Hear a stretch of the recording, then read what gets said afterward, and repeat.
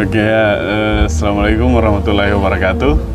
Selamat sore untuk saudara dong semua yang khususnya umat muslim di tanah Papua yang saat ini menjalankan ibadah puasa dan menunggu untuk berbuka. Nah, ini kita sambil menunggu buka puasa.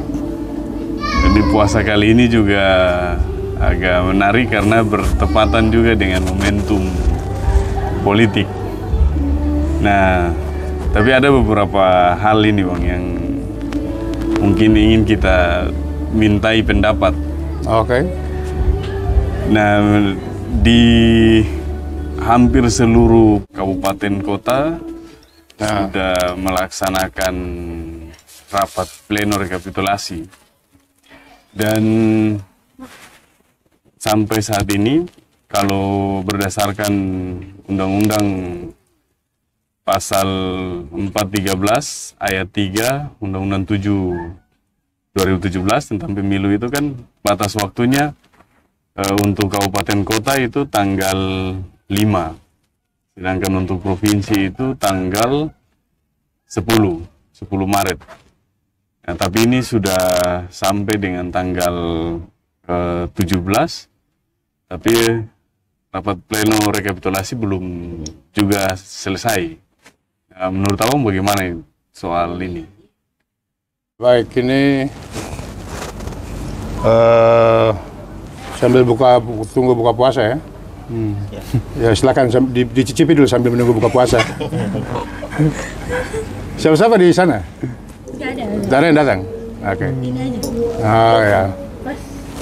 Pas azan. Pas azan ya? Oh ya. Nanti baru kita lanjutkan. Ya, kita buka puasa dulu ya, baru kita lanjut diskusi. Ya. Saya pimpin dalam doa. Bismillahirrahmanirrahim. Sama-sama lah. Allahumma lakasuntum, wa bika amantum, wa ala rizqika afratu, birahmatika ya arhamar rahimin. Bismillah.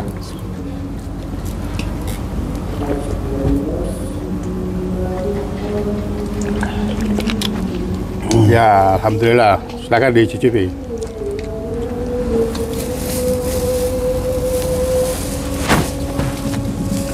Aduh.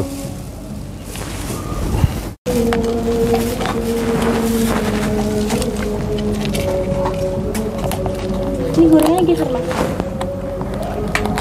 Geser. Yang mau makan? Geser. Ini geser.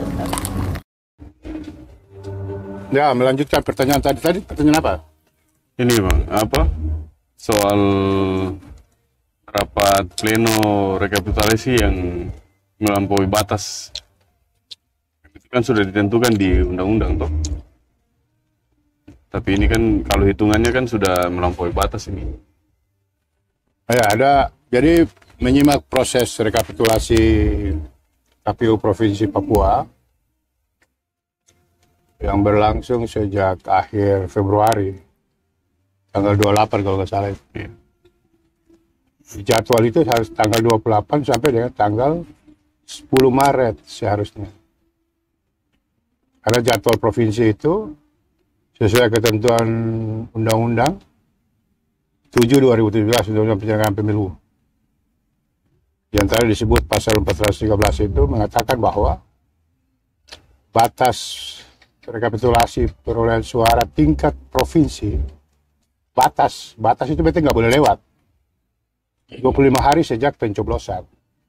Jadi kalau 25 hari sejak pencoblosan, maka 14 Februari plus 25 hari jatuhnya itu 10 Maret. Kalau lewat dari 10 Maret, maka cacat hukum. Iya Bang, berarti yang kayak Abang jelaskan tadi itu kan dia tidak boleh lewat dari ketentuan undang-undang itu, waktu yang sudah ditentukan itu. Ya. Nah, tapi waktu itu di Kerom itu Ketua Bawaslu pas pleno tanggal 5 itu Ketua Bawaslu bilang diskorsing dulu untuk tunggu himbauan Bawaslu. Nah, dan dilanjutkan kemudian di tanggal 6. Nah, itu bisa kayak begitu kan? Maksudnya undang-undang ini bisa berdasarkan undang-undang sudah tentukan batas waktu, tapi melalui rekomendasi atau himbauan Bawaslu itu bisa berubah atau bagaimana Bang, menurut pandangan Abang bagaimana? Undang-undang itu memberi kepastian. Negara Indonesia negara hukum, jadi segala sesuatu itu diatur. Contoh, orang yang memiliki KTP itu orang sudah 17 tahun atau sudah menikah. Berarti belum 17 tahun tidak bisa memiliki KTP? Tidak bisa, karena undang-undang itu memberi batasan. 16 tahun nggak bisa, karena undang-undang itu memberi ketegasan. Kalau kita tidak tunduk dan taat terhadap undang-undang, rusak di negara ini, termasuk pemilu. Tidak usah undang-undang, tidak usah KTP lah. Contoh kamu ke pesawat, ke bandara, di tiket itu tertera berangkat jam sekian. Kalau kau terlambat dari situ, ya kau tertinggal, pesawatnya pergi. Jadi undang-undang itu memberi ketegasan itu, kepastian tadi itu, agar kita seluruhnya tunduk dan taat. Nah, berkaitan dengan himbauan yang dilakukan seperti misalkan KPU Kerom, kalau himbauan atau rekomendasi Bawaslu bisa merubah undang-undang, saya kasih contoh, kenapa Gibran itu harus menggugat ke Mahkamah Konstitusi, karena usianya batas, usianya belum mencukupi 40 tahun. Maka tempat untuk merubah undang-undang itu ada di Mahkamah Konstitusi, bukan ada di KPU Kerom, bukan ada di KPU Papua, bukan ada di Bawaslu Kerom. Kalau seluruh KPU di Indonesia melakukan perubahan berdasarkan isi kepala mereka, pemilu ini bisa 5 tahun tidak selesai. Begitulah. Jadi undang-undang itu memberi ketegasan. Nah, contoh kayak KPU Republik Indonesia, batas perhitungan suara itu 35 hari, maka jatuhnya 20 Maret. Itu. Jadi rekomendasi bahkan instruksi atau peraturan presiden sekalipun tidak dapat mengubah undang-undang. Undang-undang itu hanya dapat diubah di dua. Di DPR, revisi undang-undang, atau uji materi di Mahkamah Konstitusi, seperti yang dilakukan oleh Gibran. Lalu apakah boleh kalau ditunda? Ditunda itu inkonstitusional. Hasil yang diperoleh di luar itu cacat hukum. Kalau digugat, nah apalagi kita di Papua ini sudah melewati, kabupaten kota sudah melewati, provinsi pun sudah melewati. Nah ini mengacu, makanya teman-teman di KPU Provinsi mengejar di tanggal 20 Maret, tapi salah. Kabupaten sudah melewati batas undang-undang, provinsi pun sudah melewati. Jadi jangan bersembunyi di balik batas waktu yang diperoleh ketentuan provinsi nasional. Kenapa harus selesai di awal? Agar memperbaiki kalau ada yang kurang. Makanya KPU Kabupaten Kota dibilang selesai 5 Maret, supaya nanti mereka bacakan batasnya tanggal 10 Maret di KPU Provinsi, agar kalau ada berkas yang kurang, ada dokumen yang kurang, segera dirapikan. Provinsi juga begitu.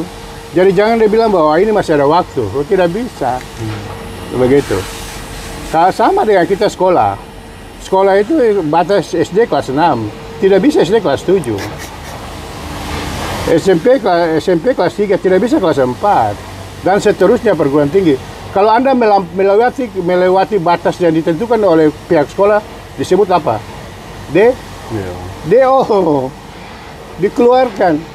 Itu hanya sekolah SD Impres. Nah ini negara, ini pemilu, demokrasi.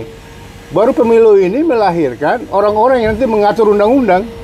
Begitu. KPU ini membuat undang-undang untuk mereka laksanakan, lalu memilih DPR, lalu DPR ini yang melahirkan undang-undang ini. Jadi tertib hukum atau khususnya penyelenggara memiliki pemahaman hukum itu jauh lebih baik.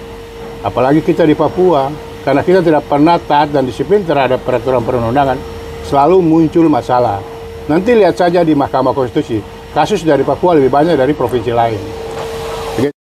Sedangkan untuk kabupaten sendiri, menurut ketentuan undang-undang itu, ketentuan pasal 413 itu, dalam ayat berikutnya mengatakan bahwa batas waktu rekapitulasi tingkat kabupaten kota, bukan hanya Papua, seluruh Indonesia, karena undang-undang ini berlaku di seluruh Indonesia.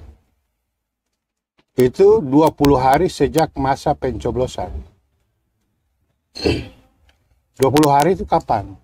Kalau pencoblosannya 14 Februari, plus 20 hari, maka jatuhnya tanggal 5 Maret. Nah, kita lihat kota Jayapura, Kabupaten Jayapura sampai dengan sekarang, bahkan provinsi pun sudah lewat batas waktu. Undang-undang itu ada untuk memberi batasan, memberikan kepastian hukum. Itu. Tapi ada hal yang lebih menarik dari persoalan ini. Dan melihat durasi waktu rekapitulasi dan kemudian kalau KPU Kota Jayapura dan Kabupaten Jayapura ada yang lebih unik. Kenapa lebih unik? Karena akhir masa jabatan KPU Kota Jayapura, Kabupaten Jayapura, dan Kabupaten Waropen, kalau sesuai dengan undang-undang itu 5 tahun. Itu pasal 10 Undang-Undang 7 2017 mengatakan bahwa KPU secara struktural jabatannya 5 tahun. Nah, KPU Kota Jayapura dan Kabupaten Jayapura ini SK-nya itu 18 Maret 2019 sampai dengan 18 Maret 2024. Mereka punya waktu tersisa besok. Besok itu sampai kapan? Jam 12.00. Kalau dia molor lagi, besok tanggal berapa ya?